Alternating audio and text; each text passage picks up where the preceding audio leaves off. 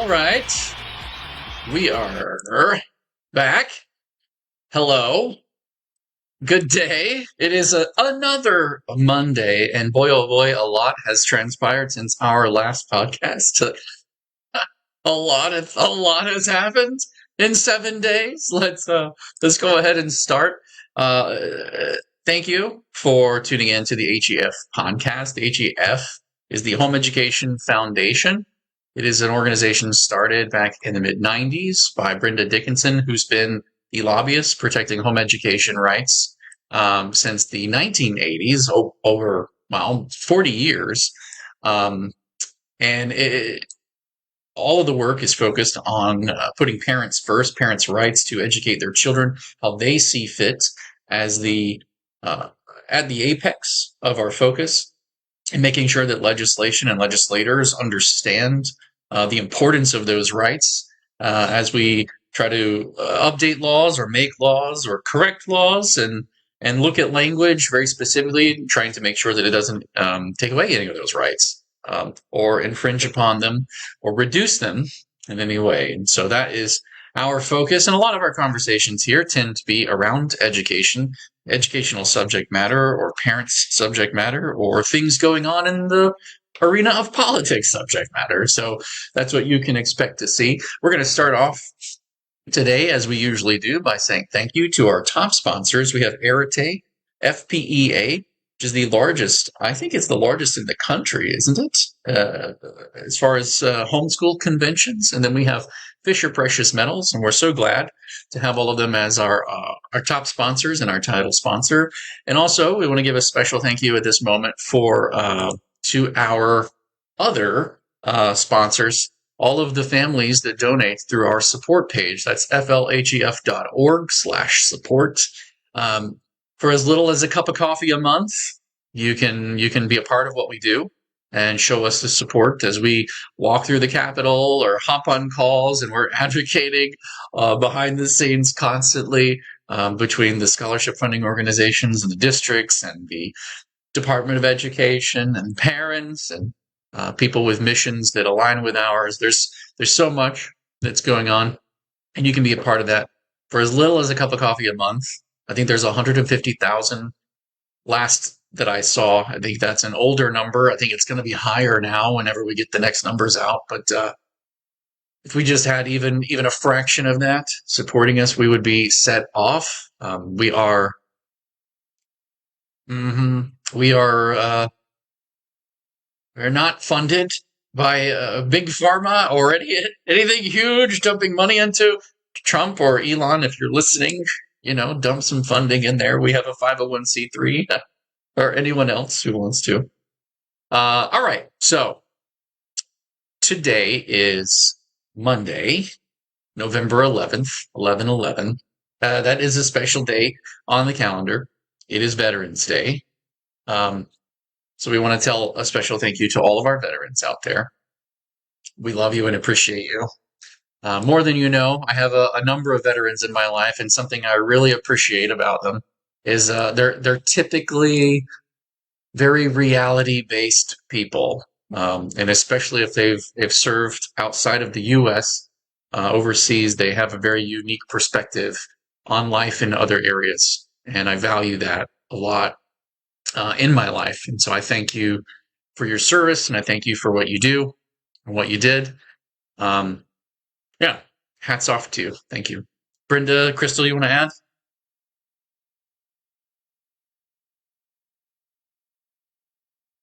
That we have the freedoms that we have in the United States. It's amazing how people that don't have freedoms want to take away your freedoms.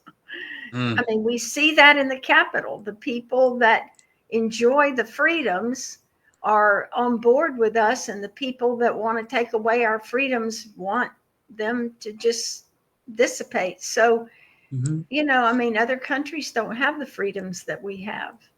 And we really need to cherish those and appreciate those that have fought to and given their lives. I mean, how many men died in World War II and Vietnam and all the wars that have occurred to give us the freedom that we have today. there's you said something. Not everyone values those freedoms. I think a lot of people are afraid of those freedoms. I think that's something that we saw talked about in the election campaigning often is, oh, you're going to be able to say this, or you can say that, or do this. And, our First Amendment rights, our Second Amendment rights, and on and on and on. The freedoms that we enjoy do often scare other people. And that's one of the reasons that drives taking them away. Is what would you do with that freedom? My goodness, you might say something I don't like. I think it's funny because I was listening to Rob Schneider of all people. I remember watching him in movies like the Adam Sandler movies growing up, and he was the crazy guy who would just shoot one-liners from the back row in the movies. And he was a knucklehead. Like he played that like constant knucklehead. And I was listening to one of his comedy things the other night, and some guy got really mad. He was like, "You can't say that. You can't joke about that." He was like, "Are you mad? Are you angry?" And the guy was like, "Yeah." He goes, "Good. You have a right to be angry, and I have a right to say what I want to say." And he was like, the freedom of speech doesn't protect the stuff we like to hear. Everybody can say that. The freedom of speech very specifically protects the stuff people don't want to hear. It's the stuff we don't like that needs to be protected, and that's important. He was like, "So be offended. That's quite all right for you." And I was just like, well, that's so on point coming from a comedian. Yeah. But he's right. It's the things. Yeah. Anyway, hey, Kim, welcome. Glad you're with us today. Brenda, it's interesting. I was also to kind of pivot from the recent election results. I was listening to the talking heads on television, kind of give their account as things were being counted up and happening, and I noticed that there was a very real like, oh well this base of voters is uneducated women, uneducated white women from North Carolina are voting this way, and then like college seemed to be a focal point for whether or not they considered someone educated, which I thought was just fascinating in and of itself, that the default assumption is that if you've been to college, you're educated, and if you haven't, you're not educated. And it's like, wow. There are some people who I've known growing up that I thought were very brilliant, very educated, never went to college. And they had some of the best tricks when it came to construction or trades. Like they had things that they had made themselves that cut hours of work out, and you just, nobody's uneducated. Like there's no way that guy's educated. So sad. It dawned on me that I think sometimes it's very popular to place an emphasis on college as like the litmus test or the be all end all. And I think that's not, I think that trend is kind of breaking, but the talking heads haven't caught up with it. I was reading an article the other day about how school-aged children, the Gen Z 12 to 18 they're not really, when interviewed or asked and polled, they're not really crazy about a college. Only 14% of them agreed strongly. It's very interesting. I saw a Gallup poll as well that said among adults, they asked about whether or not they thought college was very important. In 2013, I think the percentage was 70% of adults. And then in 2019, which is still, over 5 years ago, only 51%. And I think that if you polled them, I think less now would be. And it just got me to realizing that I keep hearing talks more and more about the importance of a direct path to success post K-12, right? Hitting the ground running. I don't really care. Me personally, I don't really care whether my kids go to college if they want to go. And there's something very specific. It's like I look at it more like I'm going shopping. And when I go shopping, I like to go and get what I went shopping for and then get out, and that's it. And I think that if there's a legal degree or, a doctor to become a doctor or some stuff in engineering that you need, even now though, engineering degrees aren't required for all of the work that someone would want to do and all of the positions that are available. There are certifications and alternative training platforms that can help them hit the ground running and get right into very well paying jobs. And that's something that you and I have been talking about a lot um, over this past year with the mission for HEFxConnect. Do you want to talk a little bit about kind of the beginning of HEFxConnect? It wasn't originally called HEFxConnect. We rebranded it this year. And then the mission and vision for that. Well, I felt like there was a need for a 501c3 because we basically had people that wanted to give sizable donations over the 40 years that I've lobbied, but they wanted a tax deduction. So most of the work that we do is not actually lobbying. So we decided that if we had a 501c3, people that wanted to donate larger amounts of money and be able to write it off, that they could donate to the bulk of our work.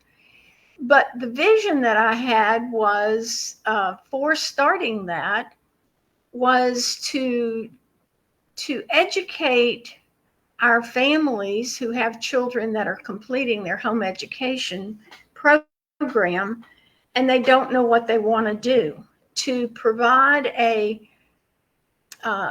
place that they could go and get an idea of the different career clusters that are out there. And there are lots of different, like there's agriculture. What are all of the, if you enjoy growing things or being in the field and doing outside stuff, there are a lot of different careers within that one cluster. Well, there's 17 of those clusters.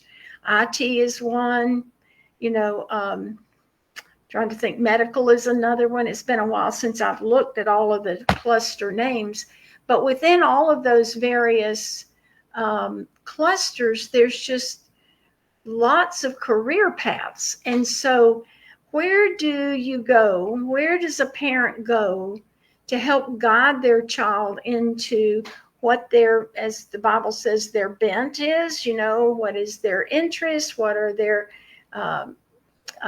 focus on what they want to do with their life?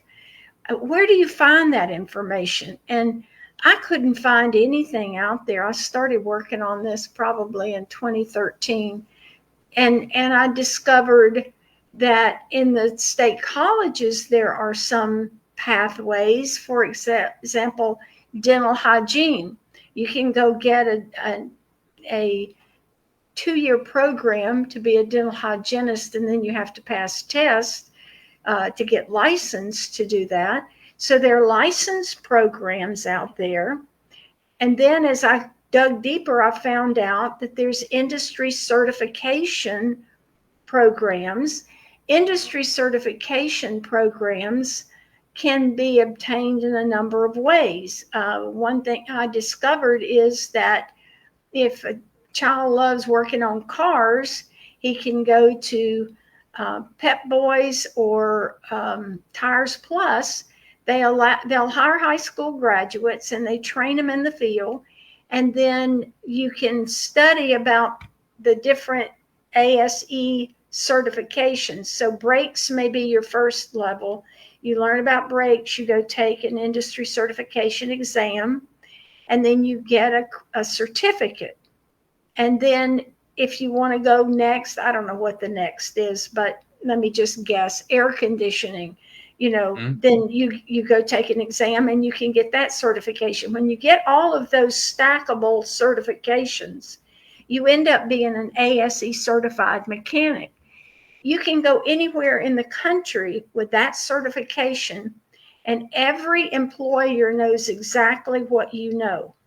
So it's not that I make an A in English or did I make an A in art in college. They don't really care. They want to know Mhm. what you need, what you know about the industry. So I started trying to locate industries out there, and even, I mean, I would put Publix in this category. You can become a butcher. I mean, I wouldn't want to be a butcher, but somebody does, because we have meat at Publix. And so there's ways to work up through the various levels to get to where you're making a good salary. And one of the neat things about Publix, I'd love to have some Publix stock, but only employees can buy Publix stock. And it's Mhm. very valuable in your um, building toward retirement to have that stock. But anyway, there are benefits in all these different occupations. So you can get a license through the state to be able to practice. You can get an industry certification in industry, or you can just, go to work wherever you want to plug in and try to get some experience, because there are training programs out there. And one of the things that Jason and I've talked a lot about is there's a whole section of law that needs to be revamped because it's so out of date. It's the post-secondary independent education section of law, 1005, the whole chapter.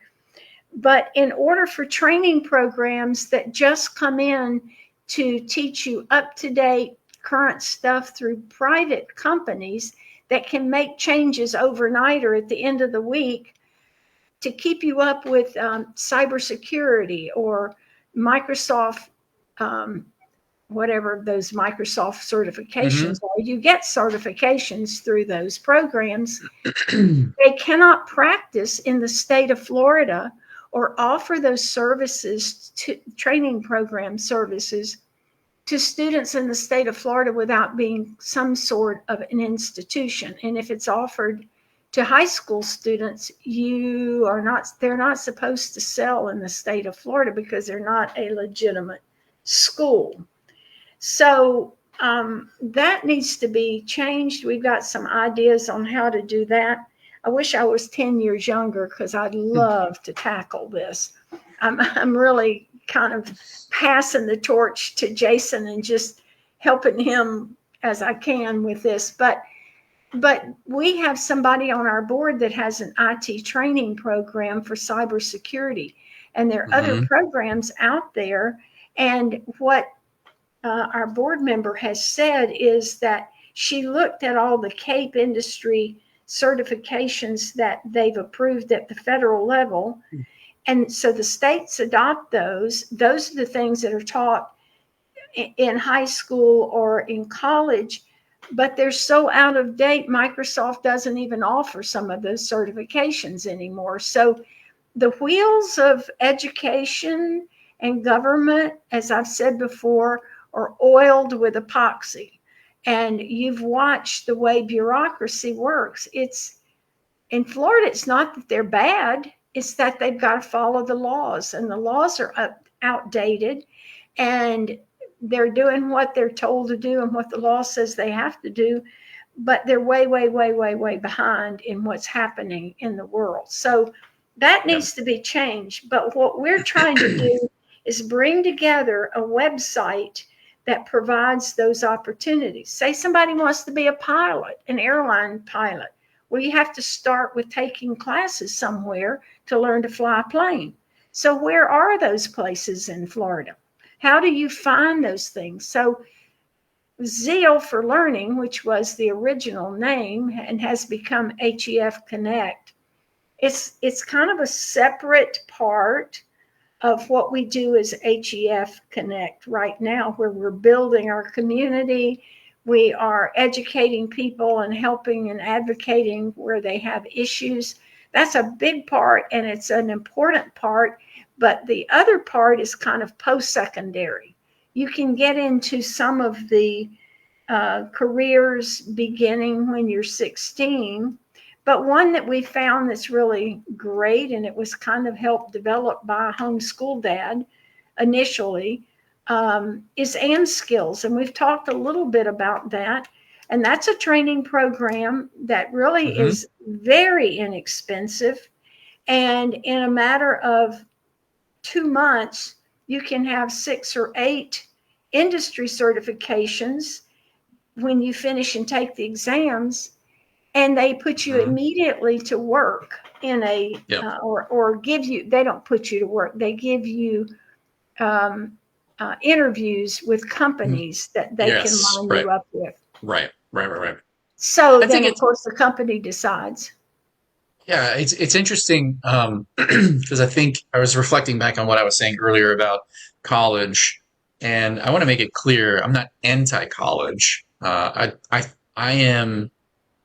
am all for the proper assessment of education in someone and the need for when you're hiring as a person hiring the need to know what that person's capable of. And there's a there's a difference in the way a college approaches a degree and the way that some of these smaller, more nimble certification programs approach a certification. So you go in, for example, Google has some that are free that you can go on and learn the basics of data science, Python basics and data analytics. They give you a machine learning crash course so you can learn how to program machines and implement models in TensorFlow. There's another one that's more advanced with Python and data science. And there's like 5 or so certifications you can get for free right through Google and hit the ground running and have a demonstrable level of skill with those things. I think that the value of a college degree has kind of fallen by the wayside when it's like, okay, cool, you have a degree, but what can you do with that? It's still, I think the last measurements that they took, and I can't remember the year, I saw it in an article I had up over here, still showed that 75% of the people who graduate with a degree don't work in the field. Some of that might be due to like early pressure that's placed on them while they're in school to where are you going to go to college? What are you going to do? What's your plan for life? And the absence of really knowing what it is that our plan could be, we just kind of default to that one. And I think that the veneer of that is kind of being chipped away at. But the accessibility and the knowledge about those existing pathways will help parents make those decisions better when talking with their kids about, hey, what would you like to go experience some of this? You're home educated, right? So you can go and experience some of these things. I think USF, I was just talking with them recently, not USF, but USF, because of its reputation as a research university, attracts people with ideas that want to start nonprofits or they want to they have something that they want to do, and so it serves there is a department of it that serves as like an incubator, and they have like a full on mechatronics or engineering and robotics type program that they offer as a camp. And I've been talking with the nonprofit that basically they use the facilities over there and how that works and how parents could get to. And they were very interested to hear that there was a thirsty home education community that would love to tap into that. And so I'm not saying I'm terrified of colleges. I think there's a lot of bloat. I think there's a lot of, oh, well, you have to get 120 hours. It's like, why? When, 32 of them are for the certification or they're for the like actual skill path. Like, what did the other 90 go to, right?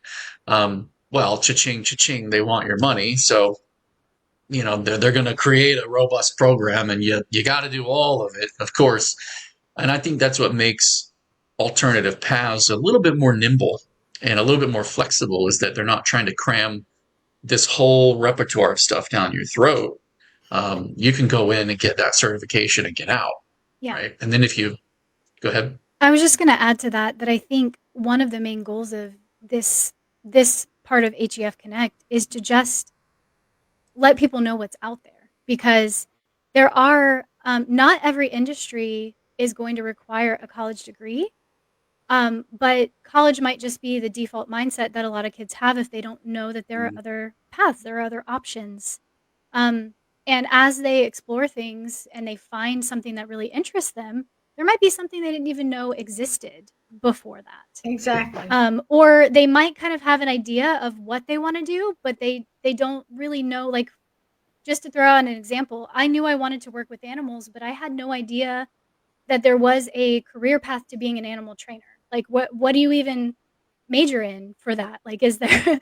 So it wasn't until I started working with people in that industry, volunteering as a high schooler, that I kind of started learning, okay, here are the things. And it didn't, for me, require a college degree. My degree's in something totally different, but I was a full-time animal trainer for a few years. And so sometimes just knowing the possibilities is pivotal. I ended up majoring in something else entirely because at first I didn't know how to get to where I wanted to be. And so I think that's one of the goals is we just want to provide parents with the information, connect them with those opportunities, give them the chance for their kids to explore their interests, talk to people in the industry to find out what's actually needed. For some of those, it will be a college degree, but not for all of them. And so those having those options and the knowledge of what those options are is one of the main goals of what we're trying to do. Well, I think we put a lot of pressure on, especially high school boys. Their brains aren't even mature until they get to be 25. But we want them to go to college. They want you to go to college, get a pathway so you can get married and support a family. What do they know? You know, they go to college and they party and they don't see any point learning all of these things. So from my viewpoint, with my life experience, if you could get them pointed in a direction where they could do some hands-on internships, apprenticeships, and something that they think they like before they go spend all those college degrees, so that they can earn while they're in college. And a lot of these, now with the virtual college programs that are out there, you can go to college at night while you're learning to be an engineer in the daytime. With hands-on experience. By then, you know, you love being an engineer. And you're focused. You don't go to college with, all the parties and all the frills and the football games and all that stuff. When you go as an older 20-year-old, generally you're pretty focused on what you want out of college. And so, I mean, that probably wouldn't work if you're going to be a doctor or, some other profession.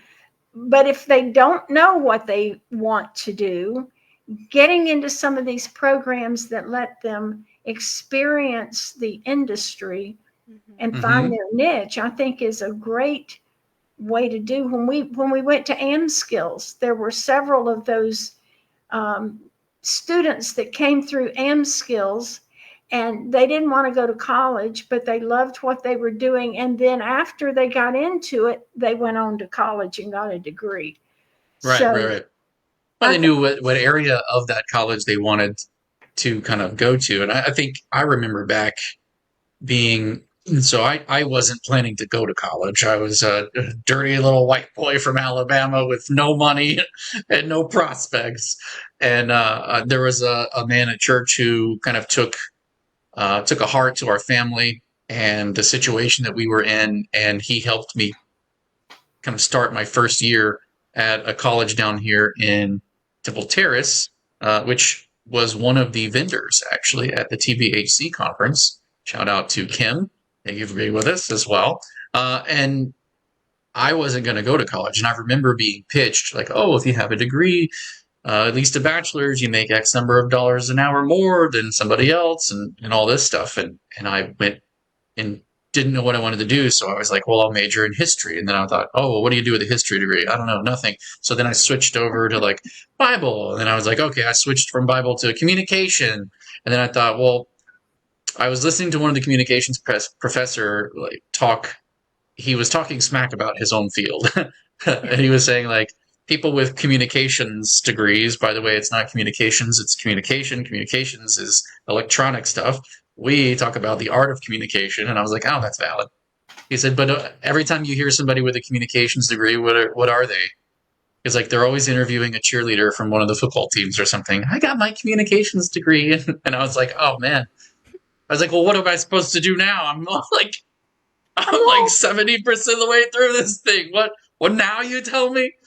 And he had a good relationship with the marketing professors over at the College of Business at USF, and he kind of helped me slide into the back door without having to take all the prerequisite classes to get to some of those other classes. That was a real great thing.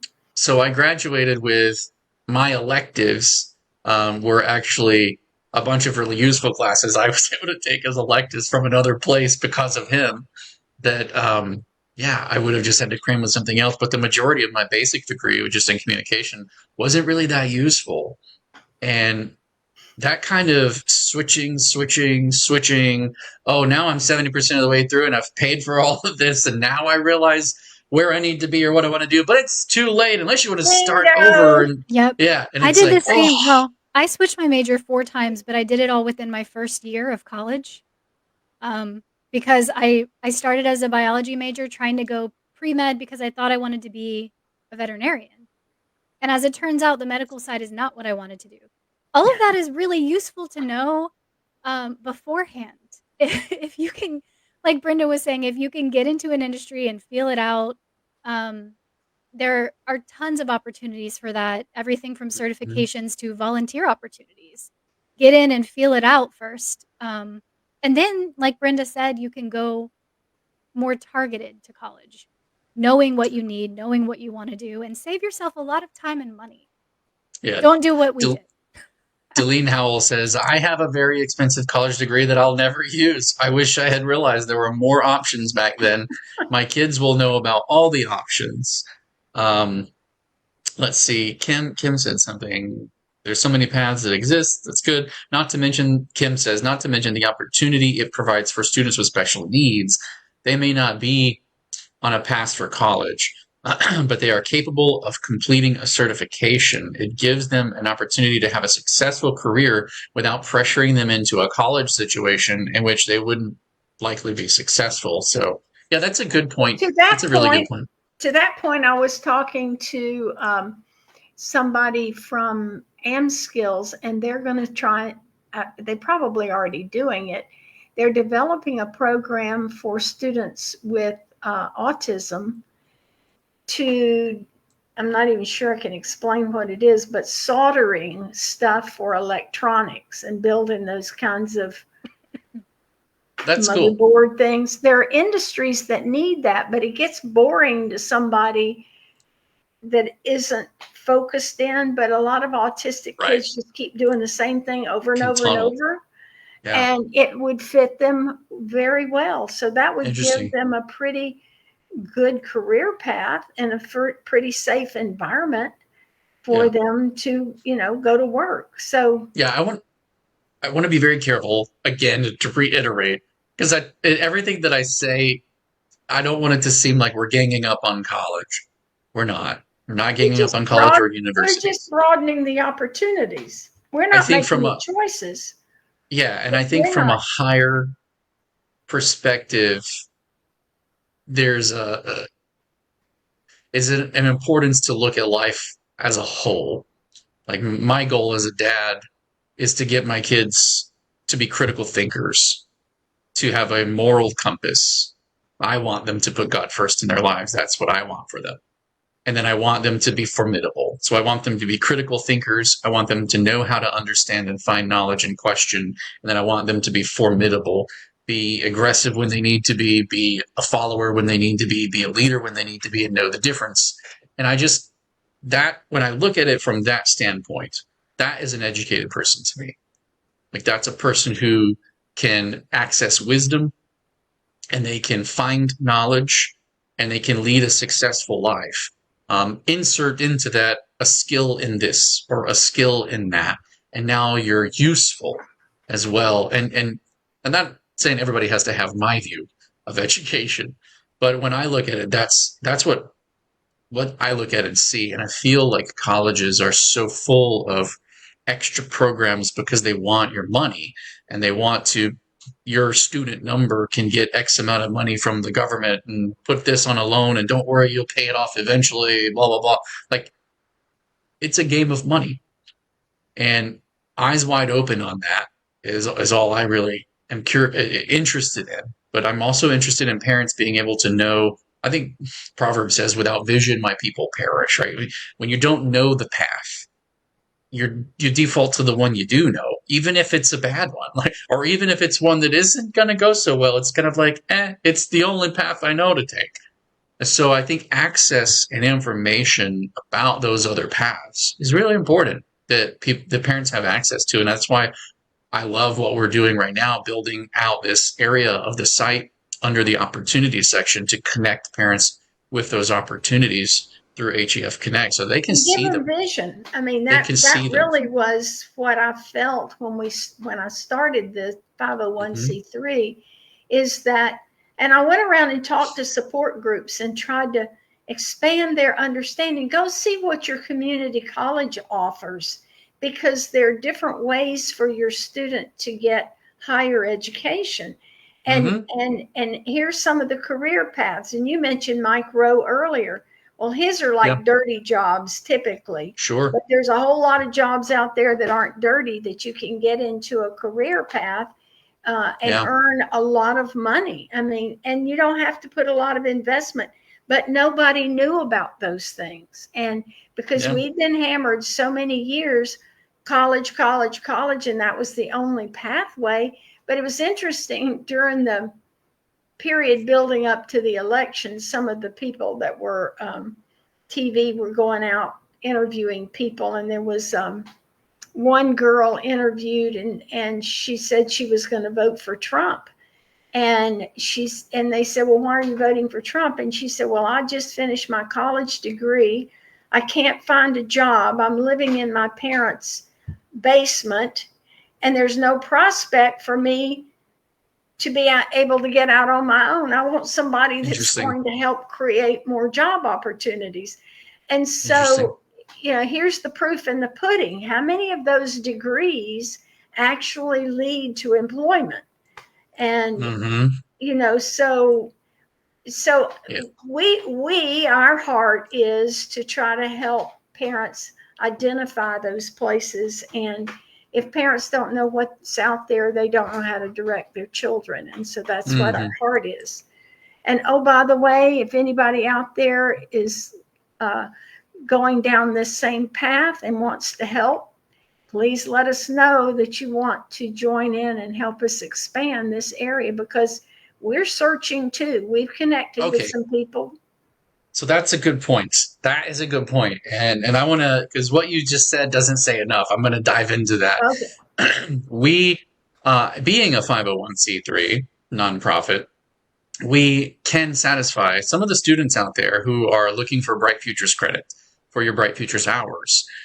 We are a valid source of being able to satisfy some of those volunteer hours. And it's a lot of work to source out and drum up all of these different pathways and what they are. So building that kind of list and building them out, searching them up, there's a lot of work that we could use to be done, and it's just some helpers. And some of it's just, I remember doing some of my internships, and it was data entry, and I was doing a lot of just searching stuff up and research online. And because that takes time, and learning how to compile research and validate lists and stuff like that. And there's a skill to that too. And there's some really cool skills to be learned here if you want some of them. And then we could use the volunteer hours as well as your students could make use of them for their bright future. So if there are any parents who are listening and you are kind of searching for a place, it is a one you can work remote. So your kid can work remotely from this, and we'll log their hours, and it can help everybody. Well, let's just pick agriculture. Suppose a child is really interested in growing plants and doing stuff outside. Let them explore to earn volunteer hours for Bright Futures, all of the different careers and ways that you can earn a living, build a career in agriculture. So that would be right along helping them figure out for themselves what is the career path, but at the same time sharing that information with us so we can share it with other people through our website. Mm-hmm. Yeah, absolutely. I didn't realize we would talk about this for so long. It's 12:40. Um, Oh, yeah, well, we I just get do like passionate about a talking about subject. this because I'm pretty passionate about it. Yeah, yeah, yeah. Kim says colleges and universities provide a very important path, though. Unlike much of society will say it is not the only one. I think that the piety, is it the piousness or the loftiness of it really bothered me the way that they spoke about, the uneducated people here are voting this way and the uneducated over there are voting this way. And I was like, why is that how we describe people if they did or didn't go to college? Like, what about alumni or ex-college attendees? There's an accurate way to describe those people that doesn't have anything to do with whether or not we value that they are educated or not as a part of that. It boggles my mind. I think language is important, and how we use it matters, and that it just kind of got under my skin, and I thought, what is education? I think that's very important to ask. And then, what do you need to be successful in life? Answering those two questions as a parent, looking back and then passing that information on to your kids, search for pathways. But like I said earlier, I think that if you don't know the pathways exist, you may ache for one, you may want one for your kid, but not know that they're there and then they can't take them. So that Let is me something just that say, we would Florida like to. has done a lot in trying to Yeah. make careers other than college. Most of it is in college, but they've forced the state colleges to develop careers, and you can get an AAS degree, which doesn't include all the gen ed stuff, from some colleges, depends on what they chose to focus on, in auto mechanics. And then if you want to move up and manage the shop, you can get I think it's an auto mechanic management degree. And yet it cuts out all of the gen ed stuff, the stuff that is supposed to make us a well-rounded person, which is kind of college's goals. But the last couple of governors we've had have really focused in on, let's get kids training so they can get a job when they get out, instead of having this expensive degree that leads to nothing. I have a nephew who he got a degree in finance from the University of Florida.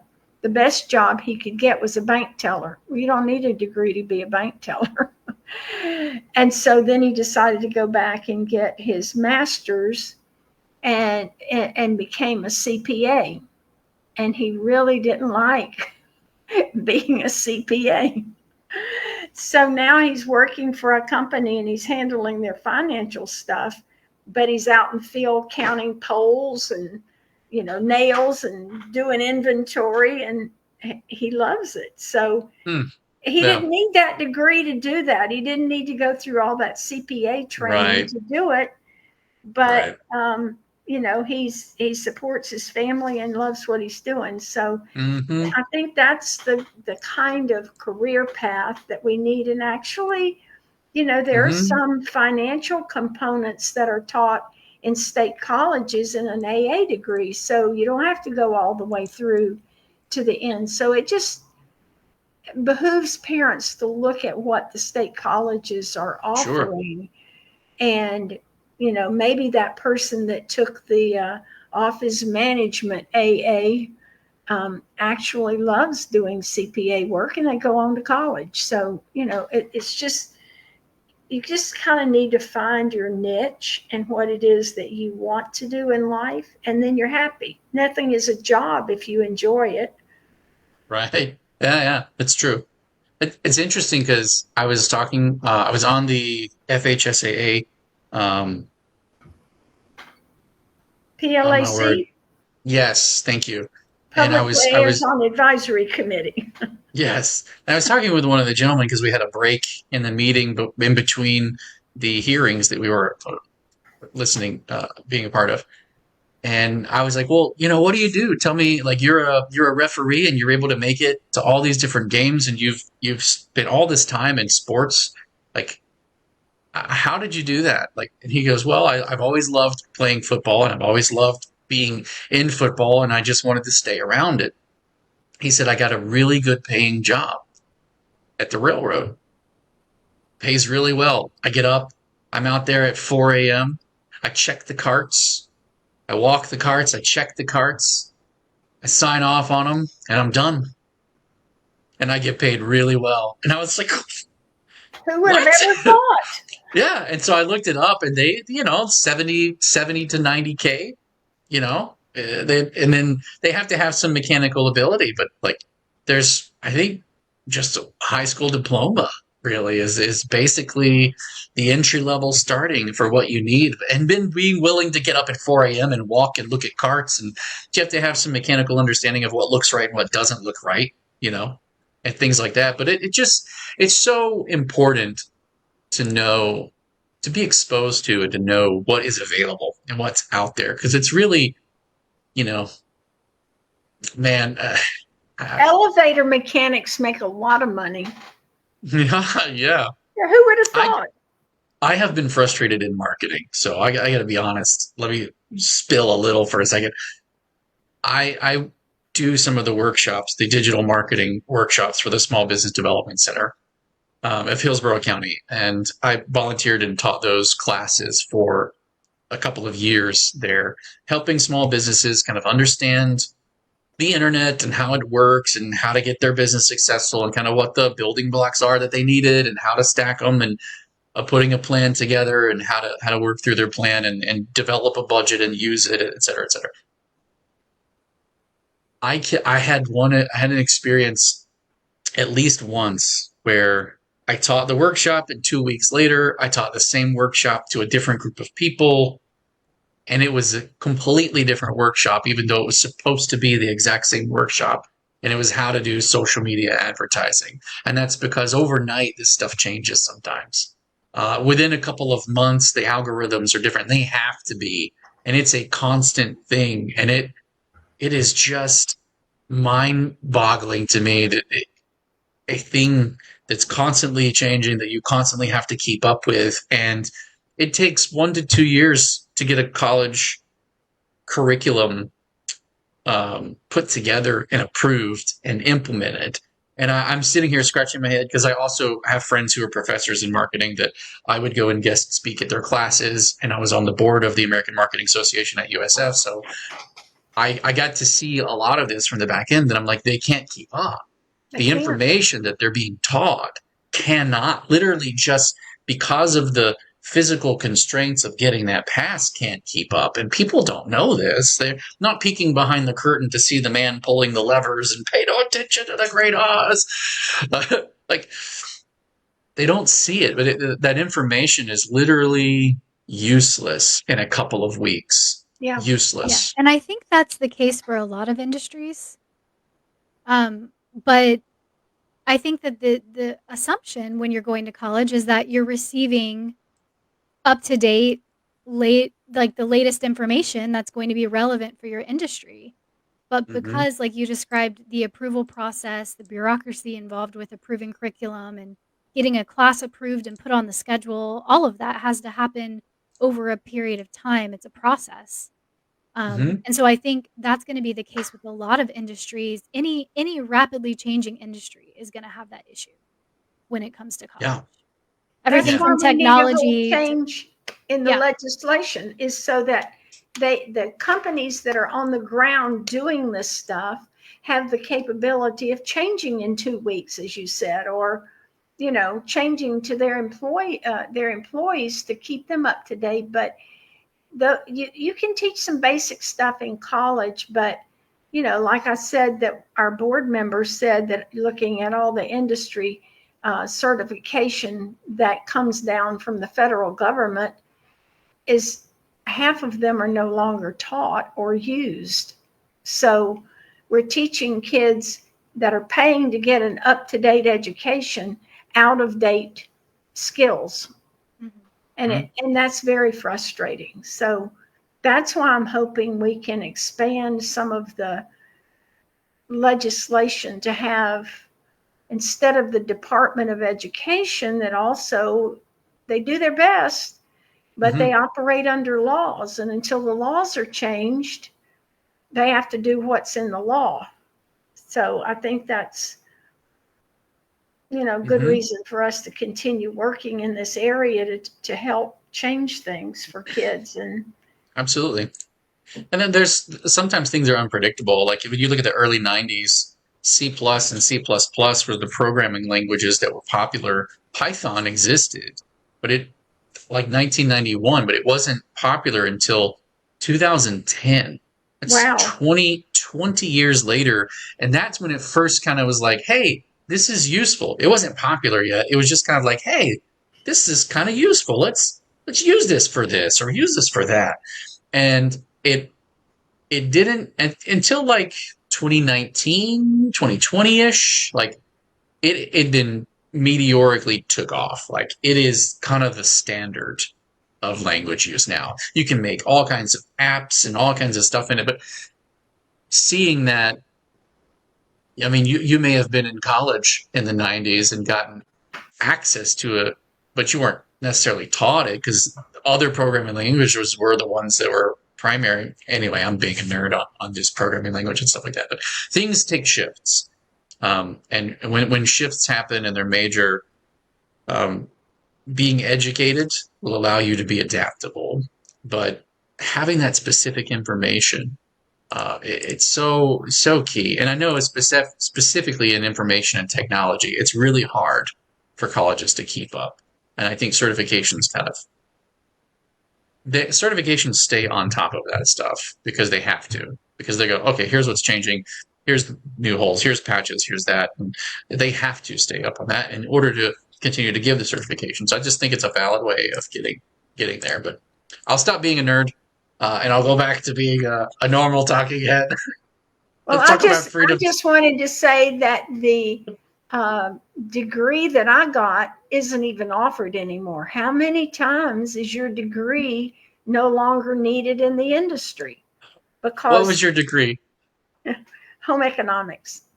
Hey, there you go. There you go.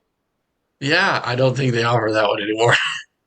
No, they don't even have high school teachers that teach it anymore. So yeah, the need for people to learn to sew it's cheaper to go buy something than it is to buy the material and make it at home anymore. So that isn't needed. And there's so many cooking shows and chefs things on the internet and on TV. Nobody really needs to learn how to, make a white sauce or whatever. So basic that's stuff. an interesting point.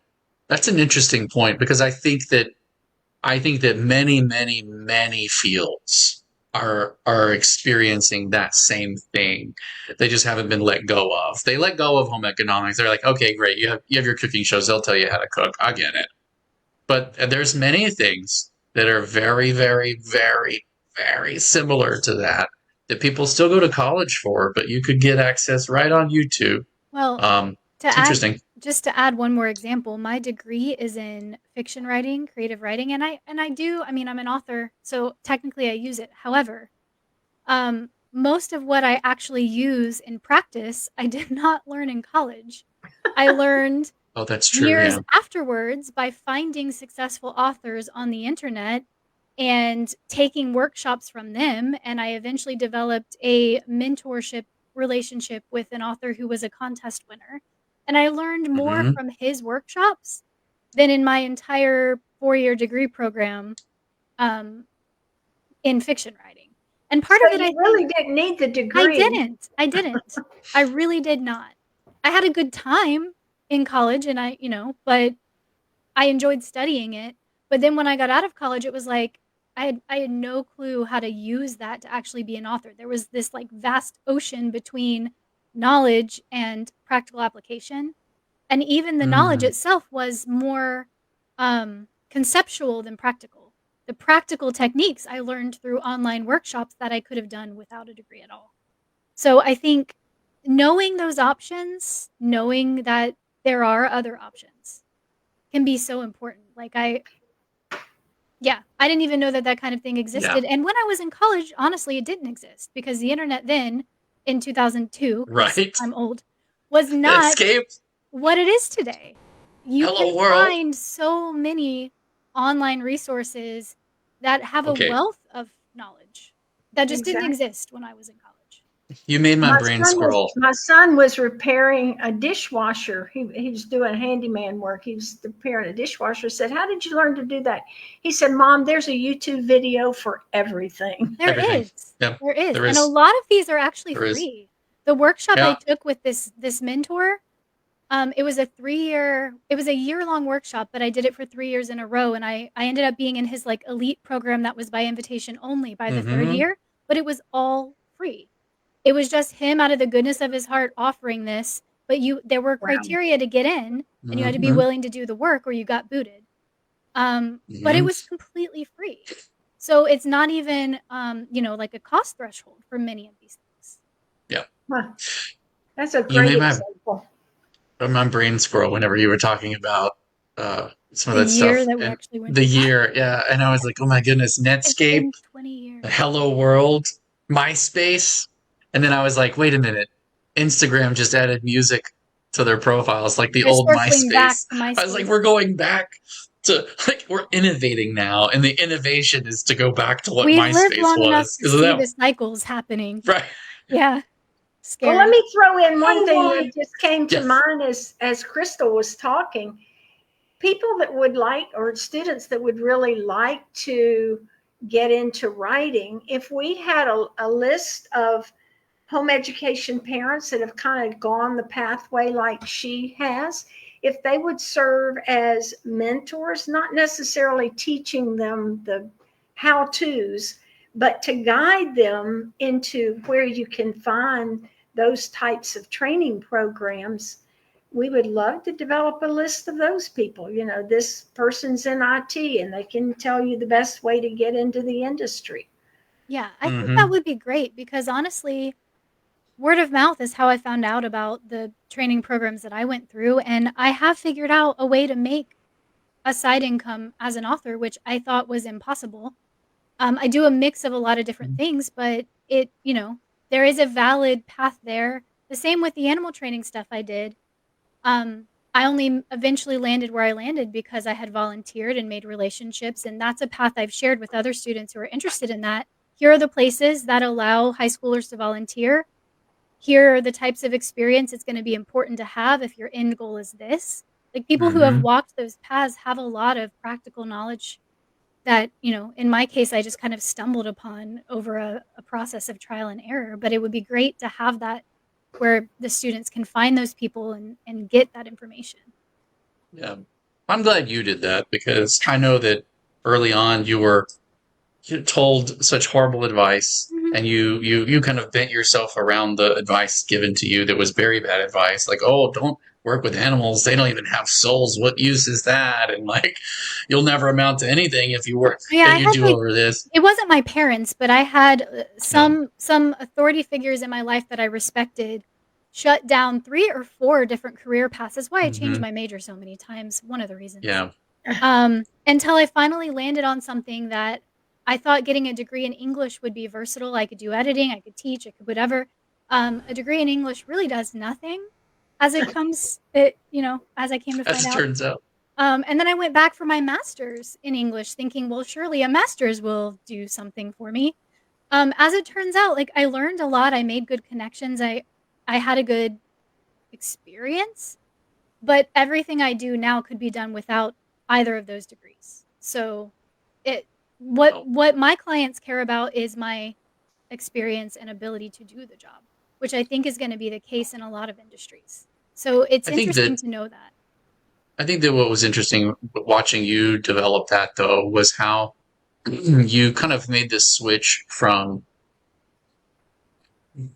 doing what everyone says to kind of following that thing that you finally were like, okay, I want to write the novel. Yeah, I I finally want hit to a get point it where I out. was like, you know what? I'm just gonna do it. I'm gonna figure it out. Yeah.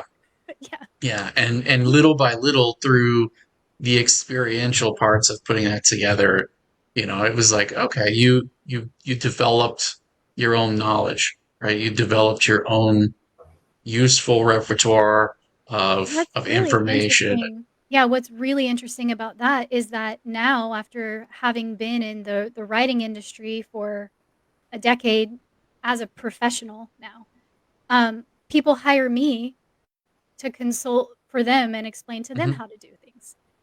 So And now I have a secondary career as a consultant for people yeah, who are wanting to get into the industry. I think that's a part, and maybe this is something, a piece for young people who might, if parents show this to your kids, I think that's a part of the puzzle that young people have yet to experience, is that place where everyone around you is older and they have these ideas and they want you to like go down this path or do that because this is what we know is all the best ideas. But there's a piece of it where you kind of have to just decide, yeah, I really like soldering, or I really like Mhm. putting this together, or I really like writing, and I'm just going to do this. And you still have to be sustainable while you do it. So you might kind of flip burgers or check railroad carts or whatever else along the way. But like finding those things that you really, really dive into because they fill you up. I think that's really important. You'll find a path in success there as long as you stay thirsty for knowledge and you keep looking for all of the avenues to get your hands on that information, whether it's college or certifications or uh, Or mentorships entrepreneurship. or contests. Yeah, there's lots of ways to connect to Mhm. that information that's out there. So, well, all right. Well, let me make 2 We're, points. You always please give do. me the last word if I Yes, want ma'am. it. Yes, you have it. The floor is yours. We need volunteers of kids, students that want to pursue a particular pathway and develop the careers in that to earn Bright Futures volunteer hours. And we Mhm. need adults who can be on the mentor side and help us as because we don't know all this stuff. We're at the ground level trying to figure this out. Um, in certain areas like you know airplane fabrication, where the heck do you go to Mhm. get that? I don't know, but I maybe the don't know. military, maybe you get your training in the military. That's I bet another Julie way to knows. get up to date training on various things. So if you have that kind of knowledge and you know those career paths, please check in with us and provide us that information. Yes. Yes. Yeah, I will be. I will most likely be putting together a Discord server to kind of like host and house some of this information. This is basically like a private communication server. It wouldn't be like our forum where it's public facing. It would be an internal communication tool that people can post to certain walls, and I could create threads, and it'll allow me to organize it all. And if that is of interest to you, to be help us collect resources in that way. I think that would go a long way to doing it. It's very easy to use. So, um, I'm so thankful that you were brought into this position. because I I'm a big cannot dork. tell you how thankful I am because, we couldn't move forward without the skills that you have. I would never look for somebody in marketing. Hmm. I just wouldn't have had that in my brain. Well, I have a robust background in gaming, technology, marketing, and rules. So I guess it was a good fit after all. There's a Very there's a good. place for everybody if there's a place for me. All right. Crystal Well, is super bonus on this because she is just taking over the writing. She loves doing it. I hated it. I did it, but I hated it. And I would mostly respond by phone because I didn't want to write it down. And she's succinct. She gets the point across and answers questions so well and does that with such great expertise. So I'm just thrilled. She does. Well, thank you. She absolutely does. All right. Well, we'll end our stream today the way we usually do. We're going to say thank you again to our title sponsor and our top sponsors, Arete, Fisher Precious Metals, and FPEA for being with us. We really appreciate all of the support that you give us. And if there's nothing else, you guys get back to your Monday, enjoy it. Wish those veterans out there a happy Veterans Day. And yeah, we'll call today to a close. Thank you all for being with us.